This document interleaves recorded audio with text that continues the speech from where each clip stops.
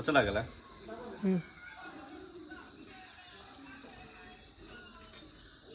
നമ്മളേ നാട്ടിൽ കിട്ടുന്ന ഏത് ഫുഡും നമ്മൾ ഗൾഫിൽ പുറത്ത് എവിടെയാണെങ്കിലും നമുക്ക് ഉണ്ടാക്കാൻ പറ്റും.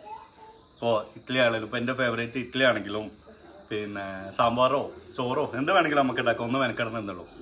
പക്ഷേ ഇത് ഞങ്ങൾ ചക്കക്കൂട്ടാൻ എന്ന് വിളിക്കുന്ന ചക്കപ്പുഴുക്ക് എന്നൊക്കെ പറയുന്ന സാധനം, ഇത് അവിടെ ഉണ്ടാക്കാൻ പറ്റുമോ എന്നുള്ളത് ഇച്ചിരി പാടാണ്. കാരണം ചെറിയൊരു പീസ് ചക്കക്കൊക്കെ ലുലുവിൽ ഭയങ്കര റേറ്റാണ്. ആകാശമൊക്കെ കൊടുത്തിട്ട് ഇത്രയും മെനക്കെട്ട് ആരെങ്കിലും ഉണ്ടാക്കുമെന്ന് എനിക്കറിയില്ല. എന്തായാലും ഇപ്രാവശ്യം വന്നിട്ട് കുറേ ദിവസമായി ഞാൻ ഉമ്മാനോട് പറയുന്നു, ചക്ക കിട്ടാനുണ്ടായിരുന്നില്ല.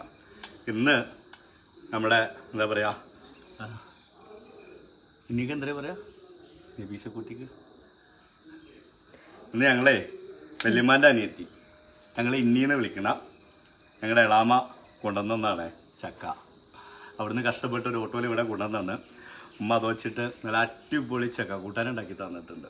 എന്താ പറയുക, ഇങ്ങനെ സ്വസ്ഥമായിട്ട് വീടിൻ്റെ മുന്നിൽ ഈ ഊഞ്ഞാലിൽ ഇങ്ങനെ ഇരുന്നിട്ട് ഇതിങ്ങനെ കിട്ടുമ്പോൾ ഇതിങ്ങനെ തിന്നുമ്പോൾ കിട്ടുന്ന ഒരു